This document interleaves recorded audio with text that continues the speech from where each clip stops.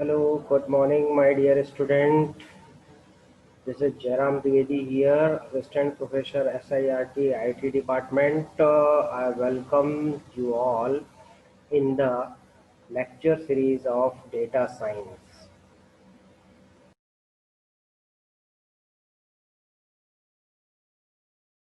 Last class में हम लोगों ने क्लस्टरिंग के बारे में थोड़ा सा clustering is one of the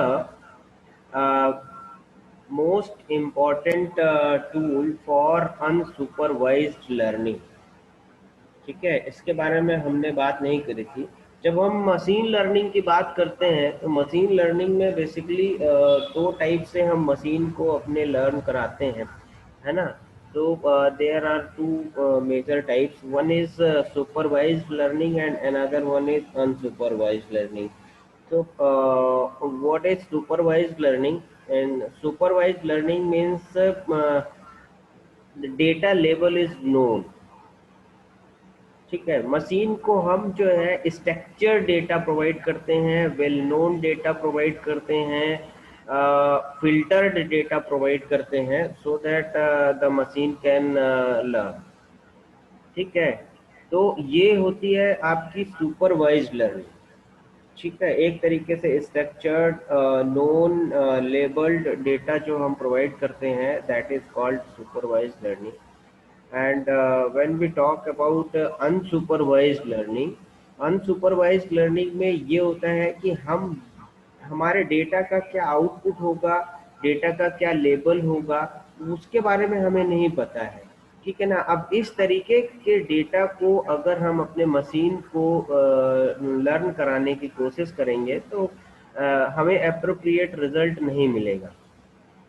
ठीक है, तो यहाँ पे many tools and methods are available for unsupervised learning. So clustering is one of the method which is used for unsupervised learning. ठीक है, तो हम क्लस्टरिंग के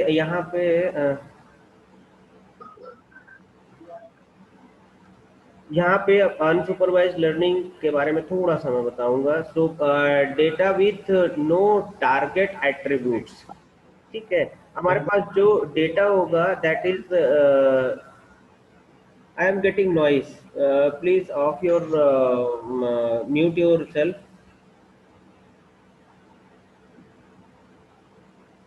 okay, so data with no target attributes. So we will focus in unsupervised learning the data which is no target attributes. It means there is no output is given with the data, and the describe hidden structure for unlabeled data. ठीक है, अब हमें यहाँ पे क्या describe करना होगा, हमें डिस्क्राइब करना होगा जो डेटा है, डेटा में क्या हिडन पार्ट्स हैं, क्या चीज़ें हैं, तो वो अगर हमें नहीं पता है और हमें उसको फिल्टर आउट करके अपने मशीन को लर्न कराना है, that is unsupervised learning method. And explore the data to find some intrinsic structure then. ठीक है, तो ये बेसिकली दो मेजर पॉइंट्स हैं जिन पे हम अनसुपरवाइज्ड लर्निंग की मेथड अप्लाई करते हैं। इसके बाद देखिए आप, क्लस्टरिंग क्या होती है। तो क्लस्टरिंग के बारे में हम कल पढ़ चुके थे कि क्लस्टरिंग जो होता है, the clustering is the process of organizing objects into group whose members are similar in some ways. ठीक है, अब देखिए हमें पता नहीं है कि जो डेटा है उसका बिहेवियर क्या है, उसका आउटपुट, डिजायर आउटपुट क्या होता है। ठीक है, so it's totally based on prediction. ठीक है, तो हमें प्रिडिक्ट करना है कि ये कुछ सिमिलर एलिमेंट्स हैं, तो उन सिमिलर एलिमेंट्स का हम एक ग्रुप बना लेंगे। ठीक है ना, उन सारे सिमिलर एलिमेंट्स को हम जब ग्रुप करते हैं, दैट इज कॉल्ड क्लस्टरिंग। ठीक है, एक बहुत एक एग्जांपल आप लोगों के साथ में शेयर करता हूँ। आप लोग जैसे मान लीजिए कि गूगल में कोई भी चीज सर्च करते हैं, या सपोज दैट आप अमेजन में कोई प्रोडक्ट परचेज करते हैं, तो उसमें आप देखिएगा कि कुछ सिमिलर चीजें आपको दिखाता है। ठीक है। आपके कीवर्ड्स के अकॉर्डिंग जो है ना वो कीवर्ड्स पकड़ेगा, और कीवर्ड्स के अकॉर्डिंग जो है वो कुछ सर्टेन सिमिलर चीजें आपको दिखाएगा। इसी तरीके से आप अपने कंटेंट को सपोज दैट सर्च करते हैं, मैं क्लस्टरिंग सर्च करता हूँ, तो क्लस्टरिंग कीवर्ड्स को पकड़ता है, और क्लस्टरिंग कीवर्ड्स के साथ में आपकी क्लस्टरिंग मशीन लर्निंग में भी अगर क्लस्टरिंग यूज हुई है तो वहाँ पे, डेटा एनालिसिस में क्लस्टरिंग यूज हुई है तो वहाँ पे, मशीन डेटा माइनिंग में क्लस्टरिंग यूज हुई है तो वो भी रिजल्ट, और कोई पेपर कभी पब्लिश किया हो क्लस्टरिंग से रिलेटेड, वो भी चीज़ें। तो देखिए डिफरेंट टाइप्स के ऑब्जेक्ट्स जो है वो ऑब्जेक्ट्स हमको वो ग्रुप करके देता है, ठीक है ना। बट हमारे लिए क्या इम्पोर्टेंट है वो उसे नहीं पता, ठीक है ना। विच टाइप ऑफ क्लस्टरिंग हमें चाहिए, which type of clustering we need, वो उसे नहीं पता। हमें मशीन लर्निंग के लिए क्लस्टरिंग चाहिए कि हमें जो है ना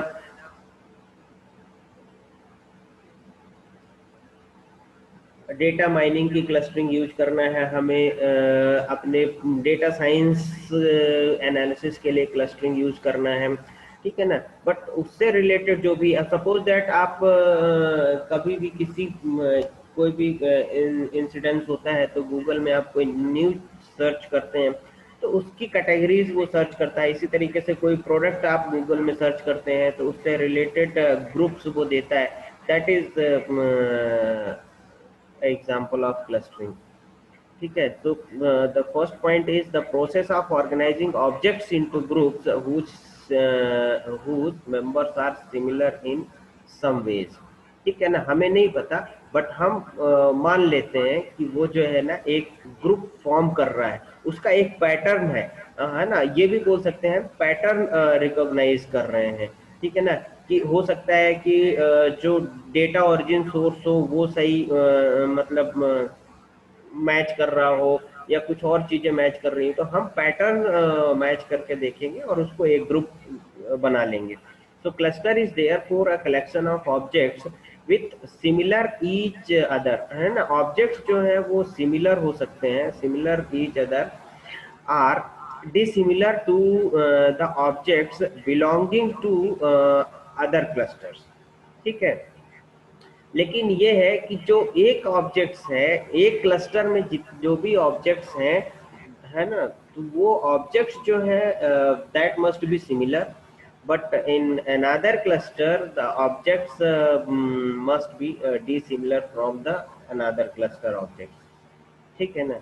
मतलब एक अगर हमारे पास क्लस्टर C1 है तो दूसरा क्लस्टर C2 है, तो उसमें जो ग्रुप्ड हैं ऑब्जेक्ट्स हैं, ठीक है ना, वो दूसरे क्लस्टर से डिफरेंट होंगे, ठीक है। इसके बाद है cluster analysis is also used to form descriptive structure, ठीक है। अब ये डिस्क्रिप्टिव स्ट्रक्चर की बात कर रहा है यहाँ पे कि क्लस्टर जो एनालिसिस होते हैं, क्लस्टर की एनालिसिस है वो डिस्क्रिप्टिव स्ट्रक्चर को यूज करते हैं, ठीक है। अब नेक्स्ट आपको एक एग्जांपल बताते हैं। अच्छा, एक पॉइंट और है इसमें, it consist of set of district सब ग्रुप, ठीक है ना। अब इसमें जो है ना अलग अलग सब ग्रुप्स हो सकते हैं। किसमें हो सकते हैं? अपने क्लस्टर्स में डिफरेंट टाइप के सब ग्रुप्स हो सकते हैं, and each groups representing objects with substantially different properties, जो हम ऊपर नेक्स्ट पॉइंट में या प्रीवियस पॉइंट में पढ़ चुके हैं उसी के बारे में, ठीक है ना। अब यहाँ पे देखिए मैं एक एग्जांपल के थ्रू आपको एक्सप्लोर करता हूँ। सर एक एग्जांपल है कि set of instances without output. कुछ सेट ऑफ इंस्टेंसेस हैं हमारे पास, but we don't know the output of the instances. Suppose that the instances are x1, x2, x3, x4 and xn.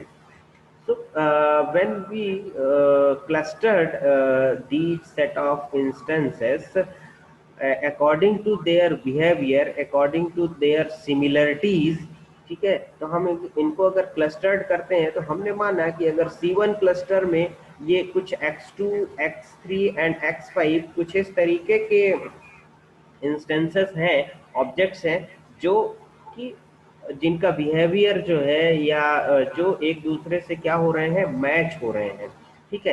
तो इनको हमने एक क्लस्टर में रखा, ठीक है। इसी तरीके से आप देखिए कि ये मतलब कोई अभी इसमें रूल नहीं लगाया हमने, बट हम ये समझ रहे हैं कि ये कुछ ऐसे ऑब्जेक्ट्स हैं जिनमें कुछ ना कुछ सिमिलरिटीज हैं।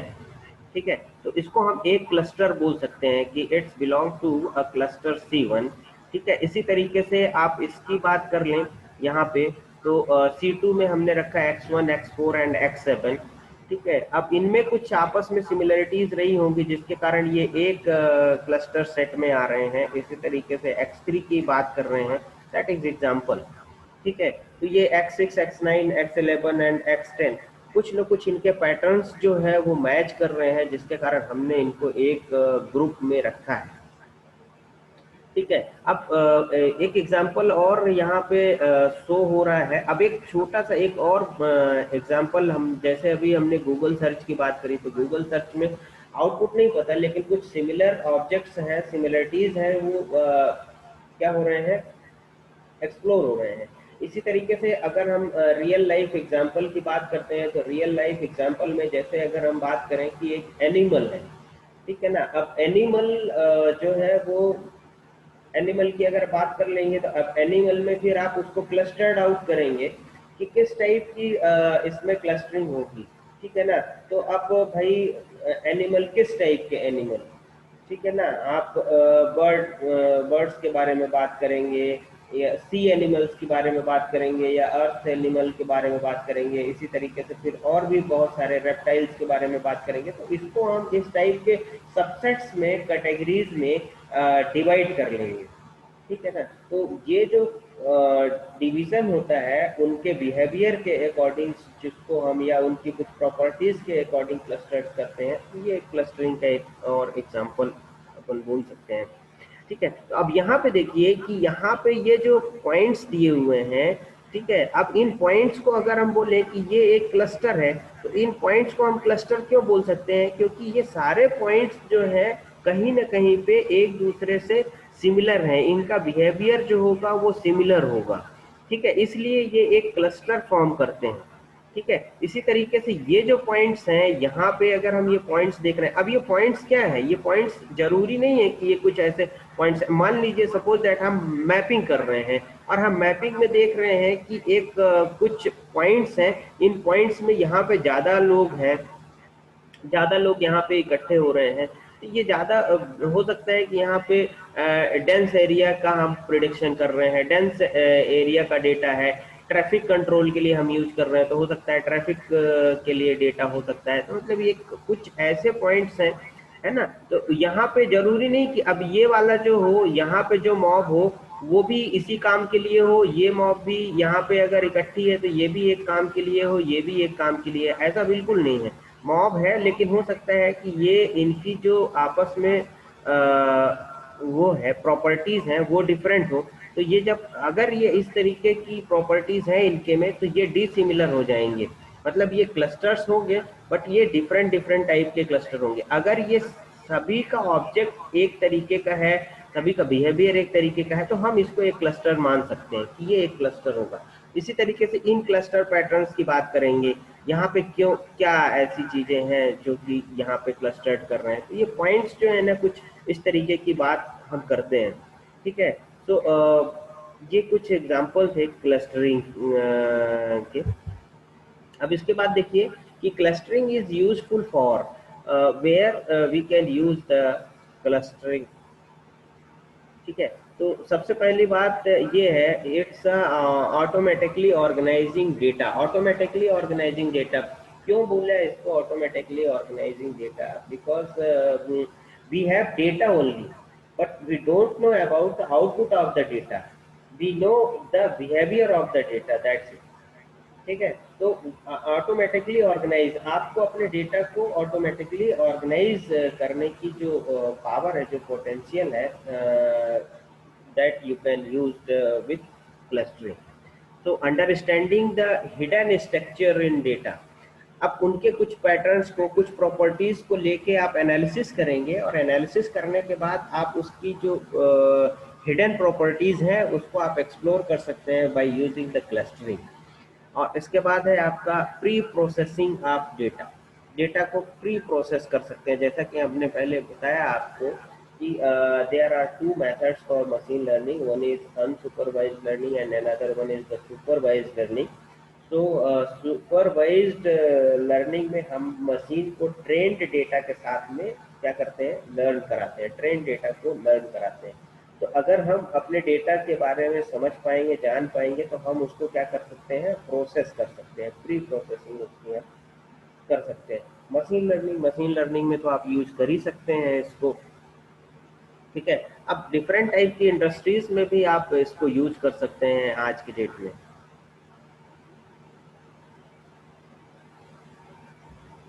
किसको, क्लस्टरिंग को। So there are some application of clustering.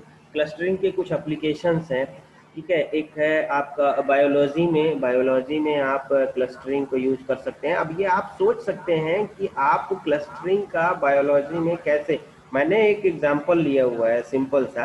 So classification of plant and animals, ठीक है ना। आप प्लांट को और उनके एनिमल्स किंगडम को डिफरेंट डिफरेंट टाइप से क्या कर सकते हैं, क्लासिफाइड कर सकते हैं, है ना। क्लस्टर्ड आउट कर सकते हैं। इसी तरीके से अगर हम बायोलॉजी की बात करें तो बायोलॉजी में और हेल्थ केयर सिस्टम में, है ना, जैसे जीन्स का वो कर सकते हैं, जीन प्रिडिक्शन कर सकते हैं, आज की डेट में लोग करते ही हैं, ठीक है ना। कि भाई एक पर्टिकुलर फैमिली को ले लिया और फैमिली के जीन्स का प्रिडिक्शन कर लिया कि ये किस उसमें बिलोंग करते हैं। तो ये सारी चीज़ें चल रही हैं। अब इसके बारे में आप लोग देख सकते हैं।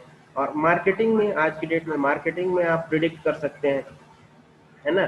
मार्केट प्रिडिक्ट करना है आपको कि पर्टिकुलर पर्सन जो है ना किस टाइप के प्रोडक्ट्स के बारे में कीन है, ठीक है ना, किस टाइप के प्रोडक्ट्स को सर्च करना चाह रहा है, किस टाइप के प्रोडक्ट्स के लिए इंटरेस्टेड है ना। अब जैसे अगर हम बात करें कि स्मार्टफोन यूजर्स की अगर हम बात करें, भाई स्मार्टफोन यूजर्स कितने हैं। अब स्मार्टफोन या फोन यूजर्स की बात करें तो हमारे पास एक क्लस्टर हो जाएगा, सेट हो गया कि मोबाइल फ़ोन यूज़र्स कितने हैं। फिर मोबाइल फ़ोन यूज़र्स में आपने दो क्लस्टर कर लिए। एक क्लस्टर हो गया आपका स्मार्टफोन यूज़र और दूसरे हो गए जो आपके सिंपल फ़ोन यूज़र्स हो गए। आप स्मार्टफोन यूज़र्स में कैटेगरीज आप आइडेंटिफाइड कर सकते हैं कि भाई व्हाट्सएप चलाने वाले कितने हैं, फेसबुक चलाने वाले, ट्विटर हैंडलर्स कितने हैं।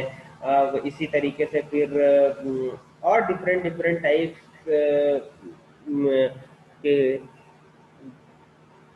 डेटाज आप कलेक्ट करके और उनको सेग्रीगेट कर सकते हैं, क्लस्टर आउट कर सकते हैं, ठीक है। हेल्थ केयर इंडस्ट्री में भी आप क्लस्टरिंग मेथड अप्लाई कर सकते हैं। क्लस्टरिंग डेटा को आप कलेक्ट करके और उसको क्लस्टर आउट कर सकते हैं। इसके बाद फिर सोशल नेटवर्किंग को भी आप डिफरेंट टाइप से आप एक नेटवर्क मैनेज भी कर सकते हैं आप क्लस्टर आउट करके, ठीक है। जैसे मान लीजिए कि हो सकता है कि कुछ लोग बोलते हैं कि भाई मैं गांव में हूँ, वहाँ पे मुझे नेटवर्क नहीं मिल रहा है या हमारा नेटवर्क नहीं आ रहा है। तो इट मे बी पॉसिबल कि जो भी आपके सर्विस प्रोवाइडर कंपनीज हैं, तो सर्विस प्रोवाइडर कंपनी इस तरीके का एल्गोरिथम लगा के वहाँ पे बैठी हुई हैं कि भाई एक गांव है पर्टिकुलर, उस गांव में जो है ना डेटा कंज्यूम करने वाले इतने मेंबर सही नहीं है, ठीक है ना। तो वो वहाँ पे 4G स्पीड आपको दे ही नहीं रहे हैं। वहाँ पे देख रहे हैं जनरली कि वहाँ पे यूट्यूब चलाने वाले लोग हैं, ये सब चलाने वाले। तो आजकल यूट्यूब चलाने के लिए आपको 4G स्पीड की ज़रूरत है ही नहीं, है ना। क्योंकि एक ही फ्रेम जो है वो डिफरेंट डिफरेंट साइज में अपलोड होती है, किसमें, यूट्यूब में। ये बफरिंग ना होने का सबसे बड़ा रीज़न यही है, ठीक है ना, कि वो बहुत कम साइज में भी है और हाई रेजोल्यूशन साइज में है। तो जैसे ही वहाँ पे हमारे पास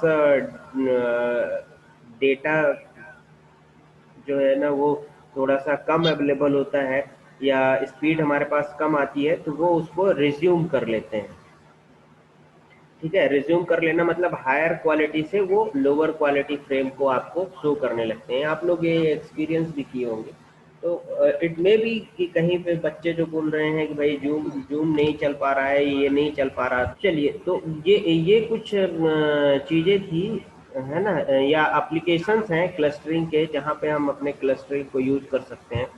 ठीक है, तो आप लोग अच्छे से अंडरस्टैंड कर सकते हैं इसको। ठीक है, और कल मैंने जो है ना एक एग्जांपल आपको दिया था। अब क्लस्टरिंग जो है, क्लस्टरिंग को एनालिसिस करना है, तो अगर हम ऑब्जेक्ट्स बनाते हैं तो ये एक मेन ऑब्जेक्ट क्या बोलते हैं, क्लस्टर आउट करते हैं, है ना।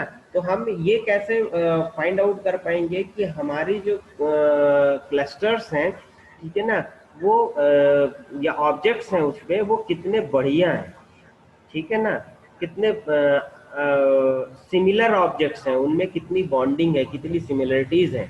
तो इसको फाइंड करने के लिए एक जो यहाँ पे मेथड थी, ठीक है ना, वो आपकी एक डिस्टेंस मेथड थी। ठीक है ना। तो डिस्टेंस मेथड में दो चीजें हो गई आपकी। एक है आपका intra cluster distance, intra cluster distance minimising.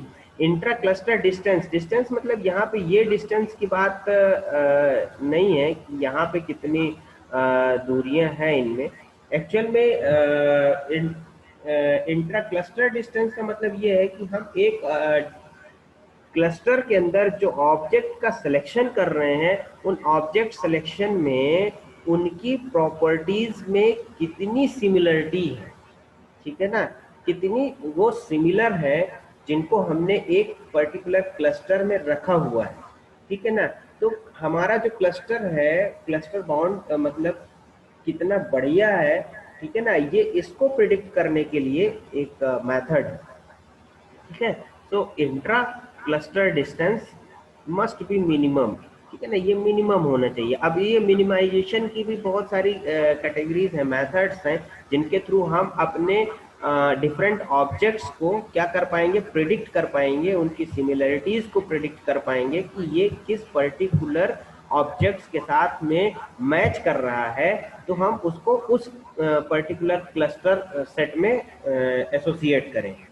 ठीक है ना। तो ये एक मेथड है आपका। इसी तरीके से यहाँ पे है इंटर क्लस्टर डिस्टेंस, ठीक है ना। इंटर क्लस्टर डिस्टेंस, अब इंटर क्लस्टर डिस्टेंस मतलब ये ऑब्जेक्ट्स है, अब ये ऑब्जेक्ट्स यहाँ पे बोला मैक्सिमाइज।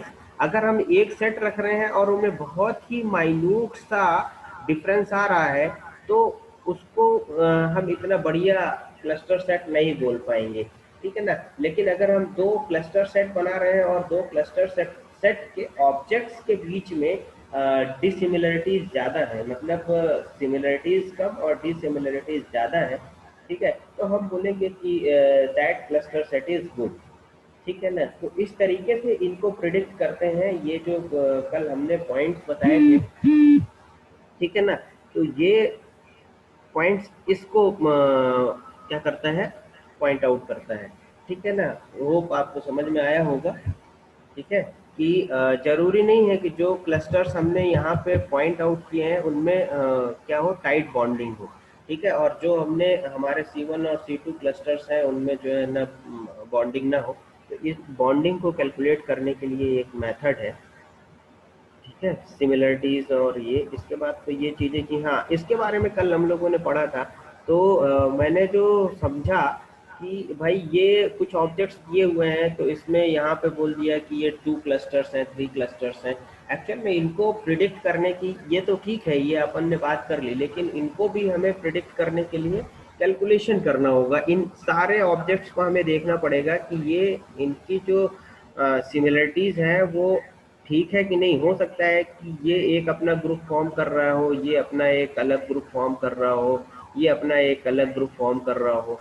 ठीक है, तो it's totally depend on their behaviour. ठीक है, ठीक, नहीं ठीक,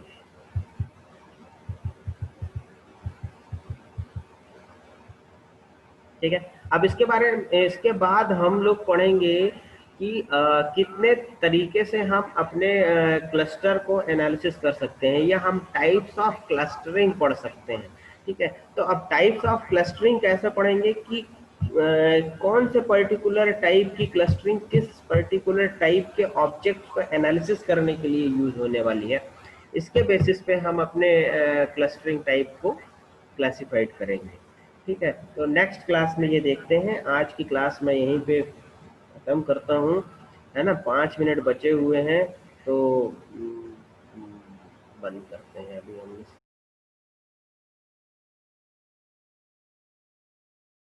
Hope all of you enjoyed the lecture. Thank you.